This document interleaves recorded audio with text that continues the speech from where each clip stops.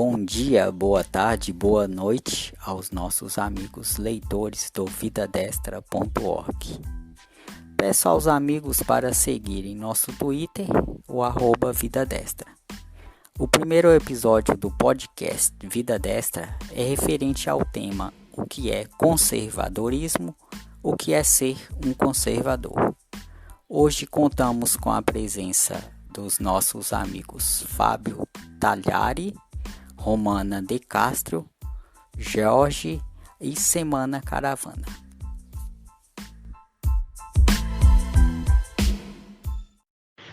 Boa noite a todos, é o Fábio Talhari que está falando. Conservadorismo, para mim, considerando a perspectiva histórica que vem desde Edmund Burke, no século XVIII, é a defesa de uma escala de valores sólida, da propriedade, do contrato, do respeito às leis. Edmund Burke, por exemplo, foi contra a Revolução Francesa, mas a favor da independência norte-americana. Nós não somos a favor da desigualdade social, econômica, como acusam, mas somos a favor da manutenção de uma escala de valores que norteie a sociedade num caminho correto. E quando eu falo caminho correto, eu quero dizer uma conduta reta, proba, honesta, que respeite direitos, que respeite contratos e que não cause prejuízo a quem quer que seja. É como as máximas romanas do direito: dar a cada um o que é seu, não causar dano a ninguém e viver honestamente. O que parece ter sido esquecido por uma boa parte da população do Brasil. Por isso, boa noite, e aqui eu me despeço, é o editor da Vida Destra, Fábio Talhari. Muito obrigado. Boa noite a todos, tudo bem? Fábio, você tem razão, e eu diria o seguinte: talvez seja o maior problema da compreensão do que é ser um conservador, é a pessoa se dar conta de que ser conservador é um ato reativo, né? Você vê que não é ideológico, mas ele é calcado no discernimento, com base nesses valores, esses fundamentos que norteiam a sociedade, né? Interessante essa visão. Desculpe, eu dei boa noite a todos, mas não me apresentei. Meu nome é Jorge Vasconcelos.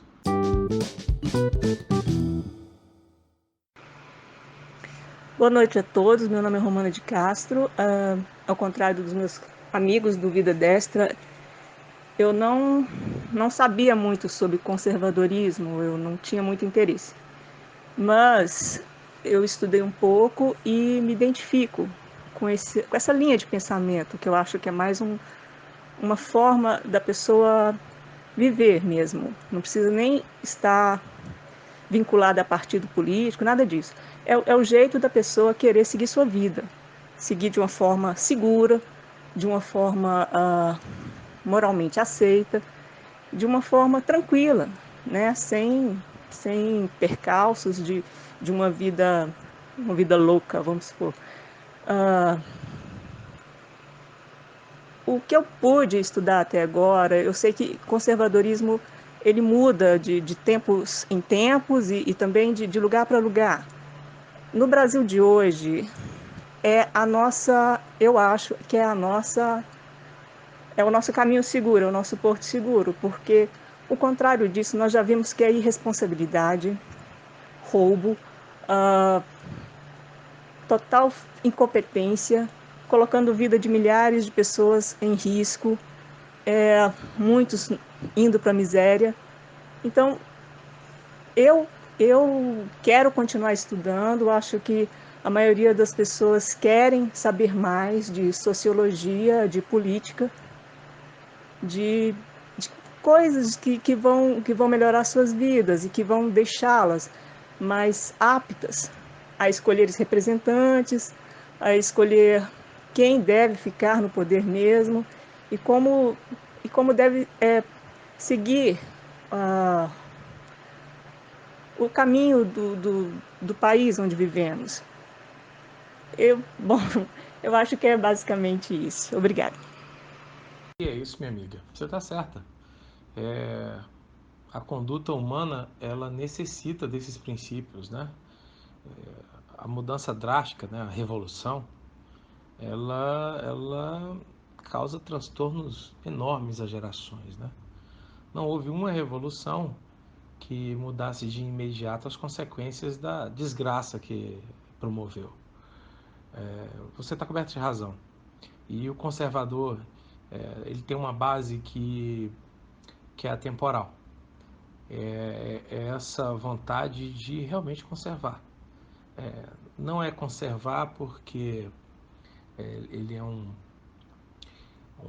ludista ou ele está lutando contra o avanço tecnológico, não é nada disso. É a mudança da base, daquilo que forma a sociedade, né? Então, a gente sente muita dificuldade, por exemplo, quando a gente percebe que é o único país do mundo que usa urna eletrônica, por exemplo. Um conservador não consegue viver com a situação dessa e achar que isso é normal. Como a gente também não pode achar que é normal alguém ser preso só depois da terceira instância. E quando o resto do mundo todo não prende os seus criminosos só na terceira instância. Então, tem um pouco disso, mas tem também essa base, que é uma base fundamental para que a sociedade consiga se estabelecer. Boa noite a todos, sou o Nunes e eu também concordo com a Romana que o conservadorismo não precisa de um partido político, né? Seria mais essa questão mesmo, a forma de vida que a pessoa se identifica, seria mais isso. Eu também acredito mais nos os valores, né? Os valores conservadores, eles pregam muito a família, o trabalho. Eu também entendo um pouco dessa questão. E tirei os últimos dias para me basear em alguns artigos, como do Laerte e até do próprio Vida Destra mesmo. Mas o que eu entendo de conservadorismo mesmo seria isso, é algo relacionado mesmo à família, aos valores e ao trabalho. Inclusive, Nunes, é muito mais fácil dizer o que não é ser conservador do que o que é ser conservador, né? São tantos valores e fundamentos que fica difícil da gente listar. Mas essa discussão na vida desta é fundamental para que a gente consiga alinhar um conceito, né? Uma visão, embora superficial, mas que consiga nos dar um vislumbre do que é ser um conservador. Sim, é algo interessante mesmo a gente ter uma visão, nem se for superficial, inclusive para mostrar para os leitores, né? Porque é uma dúvida recorrente o que é ser um conservador, o que é o conservadorismo, quais são as bases. É algo muito teórico e é algo que, se a gente for ver, que tá na nossa vida de alguma forma. Só que devido à correria da vida, muitas vezes a gente não para e analisa. Então, Nunes, o exemplo que eu achei mais bacana assim dos textos que eu li foi de um autor que colocou uma família, o pai, na mesa de jantar, ensinando aos seus filhos os valores de boa conduta, os valores de honestidade, os valores de trabalho, de levar uma vida realmente correta. Isso, isso exemplifica tudo, exemplifica que você não precisa estar vinculado a nenhuma instituição para fazer isso, exemplifica que você, com os laços da família, é onde você mais aprende, é muito forte isso, não dá para abrir mão da família. A família é muito forte para todo mundo. E essa coisa do pai ensinar aos filhos os valores repassados de uma geração anterior para uma nova geração, ou seja, conservando os valores adquiridos e acumulados durante muito tempo. Não dá para jogar fora o conhecimento humano de milênios. Isso é impensável. Por isso que quanto mais eu estudo sobre o conservadorismo, eu vejo que é uma lógica assim, irrefutável. É engraçado você falar isso porque ao longo dos tempos se lutou muito contra as instituições que sempre foram a base, né, da nossa sociedade, como o casamento. Casamento é uma instituição falida, né? Quem não ouviu isso na década de 80? Mas também etiqueta. Hoje eu estava passando de carro e eu olhei para uma rua, já estava de noite, né? Estava chegando, e eu vi um casal. Um casal assim com aspecto de não conservador, para usar um eufemismo. E eu percebi que a moça estava carregando as compras do supermercado, né, numa mão, na esquerda, e com a outra mão de mão dada com um rapaz que vinha falando, e ele vinha mais perto da parede das casas e ela para fora, né? Ou seja, o cara conseguiu eliminar toda a base de etiqueta que forma a humanidade num andar, porque ele nem carregou as compras para a moça, nem deu segurança a ela, né? Ele que teria que ficar mais fora da calçada. Alguns vão entender isso como machismo, e é essa distorção que faz com que a gente chegue onde a gente chegou. Onde a gente consiga ver hoje homens dizendo se sentir mulher e jogando handball, voleibol, enfim. E aí esse tipo de subversão, ela vem atacando o conservadorismo há séculos. Pois é, Jorge. Eu vi também em um dos textos que eu lia que uma das características mais marcantes do conservadorismo é a liberdade individual. E isso faz com que o conservador não seja um conservador exatamente igual ao outro. São percepções diferentes, são gostos diferentes, são realidades diferentes. Diferentemente dos ditos revolucionários, que eles montam um livro para a pessoa seguir, é tipo uma bíblia deles. A pessoa tem que seguir aquilo ali, concorde ou não, ache certo ou não. O conservador, ele dá liberdade para a pessoa. O que ele não quer é justamente a bagunça. O que ele não quer é justamente que o que está funcionando, que o que a humanidade conviveu e conseguiu sobreviver durante tantos anos, tantos séculos, tantos milênios, seja simplesmente haja uma ruptura nisso e comece do zero a seguir a ideologia, uma sociedade inteira seguindo a ideologia de alguém que imaginou isso, uma mente doente, às vezes até.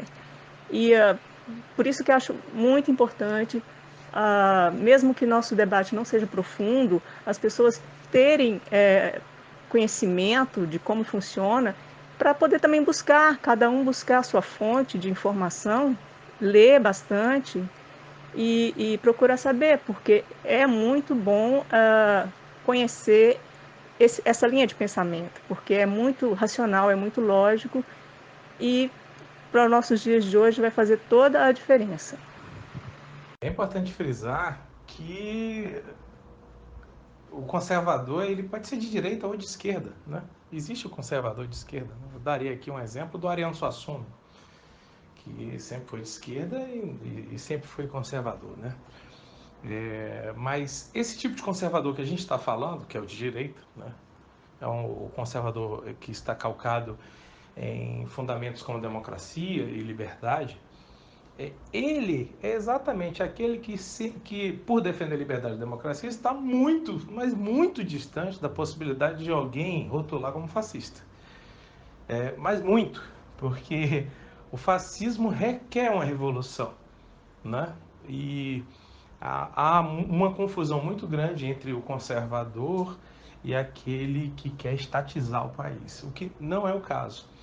Então, possivelmente a gente pode encontrar aqui conservadores que têm essa intenção, mas eles estão muito mais para um lado da moeda do que para outro. Eles de conservador têm pouco, porque é fundamento do conservador a liberdade, essa liberdade individual, né? Não é a liberdade de costume. Isso é um exemplo forte, né? Que é um pai de família com sua família e seria uma das bases mesmo do conservadorismo, né? É algo milenar mesmo, está correta. Isso que é importante, Nunes, a gente começar a aquilatar esse pensamento conservador em sua base, né? Como o pensamento de justiça, né? Esse pensamento de liberdade, de democracia.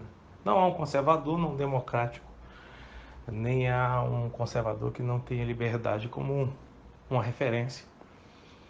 E como são conceitos muito amplos, né? E muitas vezes distorcido, com certeza fica difícil da gente aquilatar o que é o conservador, né? Mas eu volto a dizer, a gente poderia também dizer o que não é o conservador, né? E, de certa forma, a gente enxerga também um ataque maciço nesse pensamento conservador. E o conservador deixou isso acontecer, porque muitas vezes não se viu importância em detalhes sociais que foram levados para um lado de pompa, ou um lado de bobagem burguesa, entendeu? E aí eu volto a falar da etiqueta, mas a etiqueta, na verdade, ela tem um fundamento. E esse fundamento é de condução.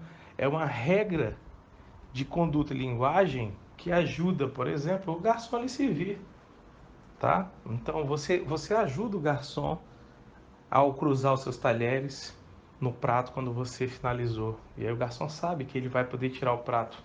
E na posição dos garfos fica fácil para ele pegar o prato e colocar o polegar em cima e segurar os talheres, né? Para que eles não caiam em cima de você, por exemplo. Então são muitos pequenos detalhes que estão sendo deixados de lado, como puxar a cadeira para uma mulher. Isso tem importância porque é isso que causa o fundamento máximo de respeito entre um homem e uma mulher. Mas as pessoas acham que isso não tem importância, as mesmas que ficam discutindo a questão da Lei Maria da Penha, né? E aí é o que afeta o conservadorismo, é esse aspecto onde o Estado se mete em tudo, tudo nas relações. E aqui eu não estou fazendo apologia à violência feminina, jamais, não é nada disso. Mas a gente já viu que o Estado quer pautar, inclusive, até onde você pode ir para educar seus filhos, como a lei da palmada. Então, a gente está vendo que ser conservador não é obtuso, como estão querendo colocar, né? Interessante essa questão aí dos detalhes, George, porque é, infelizmente o pessoal conservador mesmo, pela falta de detalhes, deixou por não considerar muitos detalhes, melhor dizendo, deixou uma brecha aberta, né? Ô Nunes, mas é porque o próprio conservador ele não sabe que é conservador. Muita gente é conservadora sem saber. E é aí onde está o problema. Quando o conservador entender que os fundamentos são a base para tudo, então eles vão valorizar isso. Tá aí a importância de um podcast desse, para que a gente consiga passar algum tipo de pensamento que faça com que as pessoas reflitam o que é ser conservador, né? Sim, Jorge, e é um tema até de mais de um podcast, né? Eu acredito que esse primeiro podcast vai ser mais para passar uma visão geral e nos próximos, quem sabe, passar alguns itens, né? Cair em cima de alguns itens. Outra coisa que eu achei interessante também é, por exemplo, que no lado do conservador não há a intenção de sequestrar o íntimo de cada indivíduo da sociedade. O íntimo, a pessoa, no seu íntimo, ela tem a sua crença, ela tem os seus desejos, os seus gostos, as suas predileções. E eu lendo agora o livro Os Demônios, de Dostoiévski, um grupo de revolucionários, que ainda não é exatamente os revolucionários da Revolução Russa, da primeira Revolução Russa, mas é de 1860, 50 mais ou menos. Então, assim, começando, eles eram sociedades secretas. Então, dentro do grupo deles, eles se desconfiasse que algum deles do grupo estava crendo em Deus, eles começavam a fazer chacota, a intimidar a pessoa, tipo, você, como é que é? Você começando a acreditar em Deus agora também? Tipo assim, é essa a posição que eu acho insuportável. A liberdade de cada um de fazer suas próprias escolhas é fundamental. Se o Estado, se a sociedade em que vivemos começa a sequestrar o que você tem de mais íntimo, o que é individual, é seu, não é coletivo, não é para ninguém saber, não é para ser dividido com ninguém, só se você quiser. Então você está vivendo numa verdadeira prisão. E a ideologia desses revolucionários é isso, aprisionar as pessoas, mesmo que não sejam em celas, mas aprisioná-las, aprisionar as mentes para que elas, tudo o que elas pensem, elas coloquem a favor daquela ideologia. Só siga aquela ideologia. Se ela crê em Deus, ela deixa de crer por causa da ideologia que não permite. Isso é muito ruim, isso é muito perigoso e eu não sei como possa existir alguém que ainda queira um tipo de coisa dessas. Amiga, esse é um outro ponto que eu tenho batido também. Não tem como um conservador não acreditar em Deus, né? É absurdo. Mas a gente vê que esse tipo de chacota sempre existiu, né? A chacota de... Aliás, tinha tabu, né? Se você na década de 80 e 90 falasse que um contragolpe militar, você até pedrado você levava. Você tinha que usar o termo ditadura, entendeu? E aí você vê que as pessoas podem se dar o luxo de defender um criminoso, né? Que inclusive levou outro acórdão agora nas costas de 17 anos, né? E se você falar em Ustra, meu Deus do céu, o mundo se acaba. Então é um jogo que eles sempre usaram, né? Interessante, Romana, esse exemplo também, pois é, as liberdades individuais elas são respeitadas, né? Desde que não fira a liberdade do próximo. Então, Nunes, por isso que eu vi nesse pensamento conservador a parte mais lógica que eu pude ver até agora, porque é claro que eu quero a minha liberdade, mas eu não posso ferir a do outro e nem ferir o coletivo. Eu estou inserida no coletivo, eu tenho que respeitar as regras. E quando você vai olhar, você tem muita liberdade respeitando as regras. E, na verdade, muitas regras são para sua própria proteção, para a proteção dos seus queridos, dos seus filhos, maridos, mulheres, sei lá. E isso é importante colocarmos aqui, porque os ditos revolucionários, vou falar de novo, eles querem dizer que não, que se cria muita regra, está te tirando a liberdade. É o contrário disso, é o oposto disso. Na verdade, tudo o que eles tentam empurrar é o oposto do que eles dizem. É uma enganação atrás da outra. Por isso que é muito difícil entender como é que alguém cai numa armadilha dessa e se perpetua nessa mesma armadilha. Porque não faz o menor sentido.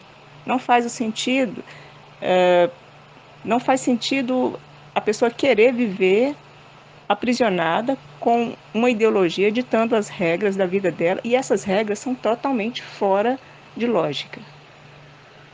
Sim, Romana, por isso que até o Jorge falou, né, que é mais fácil listar o que não é ser conservador, né, do que ser conservador, porque a quantidade de itens é muito grande, é muito fácil também. E a quantidade de bizarrices também.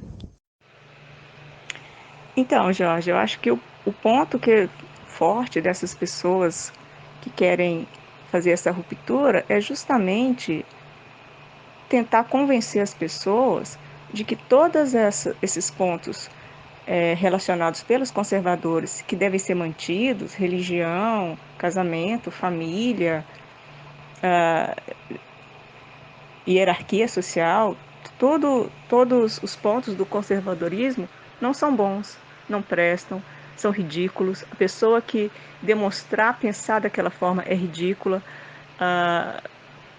Essa questão de você crer, você é uma coisa íntima de cada um sabe se crê ou não, e isso, se você quiser falar, você tem todo o direito de falar para quem quer que seja, e não ser ridicularizado por isso.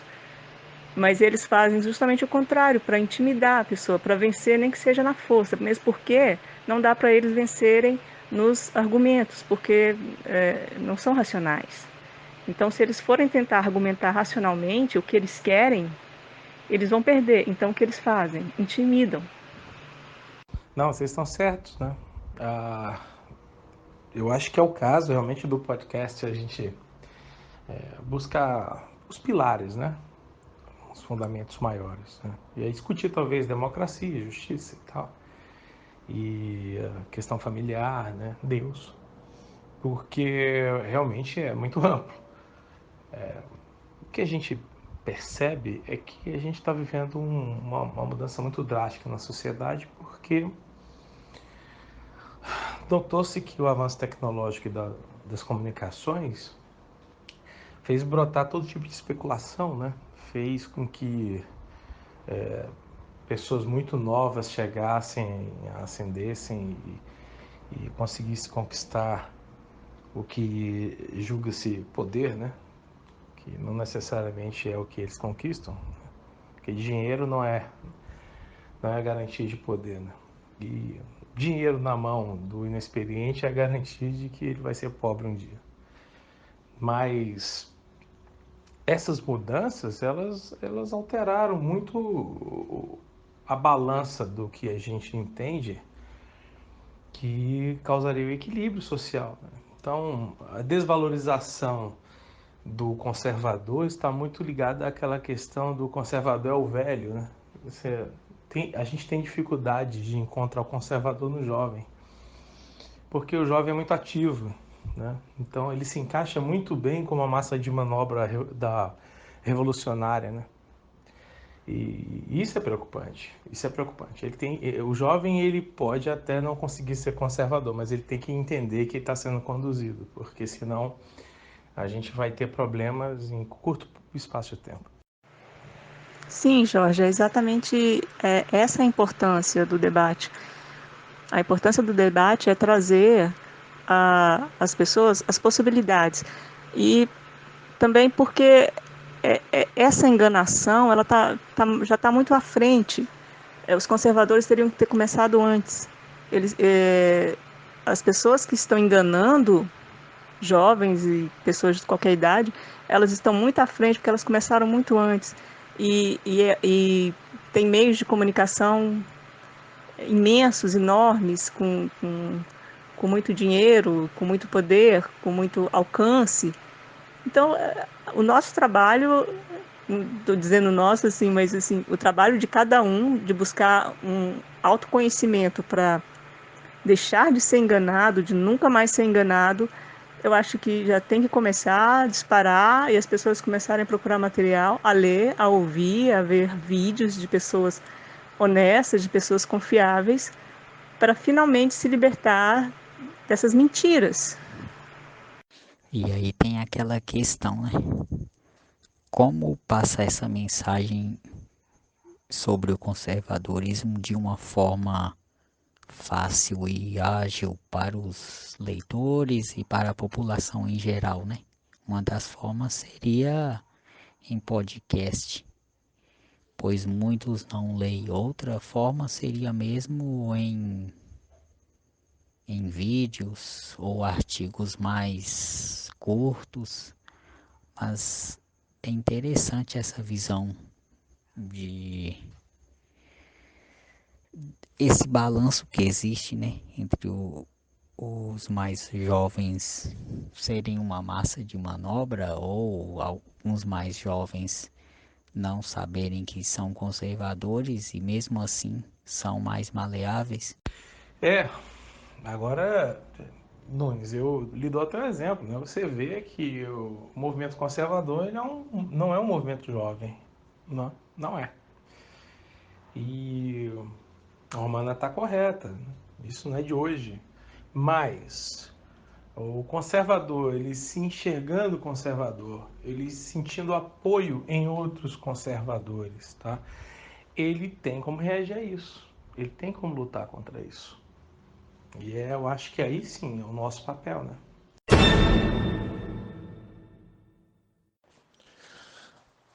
Olá, amigos. Sou o Semana Caravana, aqui do Vida Destra, e é um prazer sempre muito grande falar com vocês. Vou fazer aqui a minha pequena contribuição com relação ao tema desse nosso primeiro podcast, que é o conservadorismo. Gosto muito das referências que são dadas por João Pereira Coutinho em seu livro As Ideias Conservadoras, explicadas a revolucionários e reacionários. Sintetiza muito bem, acredito eu, as ideias conservadoras, e nesse sentido eu vou pedir licença aos amigos e fazer uma breve leitura aqui do que ele relata a respeito do conservadorismo. Eis os homens de disposição conservadora, para usar a eloquente formulação de Michael Oakeshott no clássico On Being Conservative, Ser Conservador, de 1956. Antes de ser ideologia ou doutrina, a intenção do autor é apresentar o conservadorismo como uma disposição, uma forma de ser e agir que levará o conservador a usar e desfrutar aquilo que está disponível, em vez de desejar ou procurar outra coisa. Naturalmente que o conservador sabe, ou pelo menos intui, que esta outra coisa pode ter virtudes apreciáveis. E, em teoria, é possível imaginar que tais virtudes possam suplantar os confortos do presente. Abre aspas. Todos somos conservadores, pelo menos em relação ao que estimamos. Família, amores, amigos, lugares, livros, memórias até. Conservar e desfrutar são dois verbos caros aos homens que ainda estimam alguma coisa. E, em alguns espíritos, esses verbos são conjugados com maior intensidade e frequência, a ponto de se transformarem na sua gramática essencial. Um homem de disposição conservadora, porém, tenderá a valorizar primeiro esses confortos do presente. Não porque eles sejam superiores a uma alternativa hipotética, mas precisamente porque eles não são uma alternativa hipotética. São reais, tangíveis, familiares, e as possibilidades de os perder em situação de mudança, e sobretudo de mudança violenta e repentina, afigura-se como uma privação fundamental. Para um conservador, só abraçam entusiasticamente a mudança, qualquer mudança, e consequentemente qualquer possibilidade de perda, aqueles que são estranhos ao amor e ao afeto. E conclui Oakeshott em passagem repetidamente glosada nos manuais do tema. Ser conservador, então, é preferir o familiar ao desconhecido, o testado ao nunca testado, o fato ao mistério, o atual ao possível, o limitado ao ilimitado, o próximo ao distante, o suficiente ao abundante e conveniente ao perfeito. O riso presente à felicidade utópica. Esse breve trecho descrito por João Pereira Coutinho nesse seu livro As Ideias Conservadoras e demonstra muito bem o espírito conservador. Espero contribuir com a discussão, amigos, e é sempre muito bom conversar com vocês. Vamos em frente e vamos cada vez mais aprender sobre o tema. Grande abraço a todos.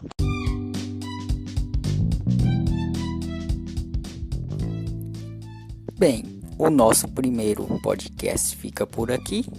Obrigado a todos pela participação e obrigado aos nossos ouvintes e leitores pela atenção.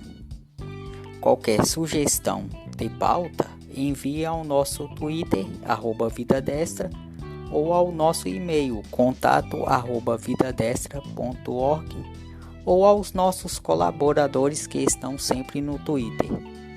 Não se esqueçam que todo final de semana sempre tem um boletim dos feitos do governo, atualizado pela Mariana Lessa, no nosso site vidadestra.org.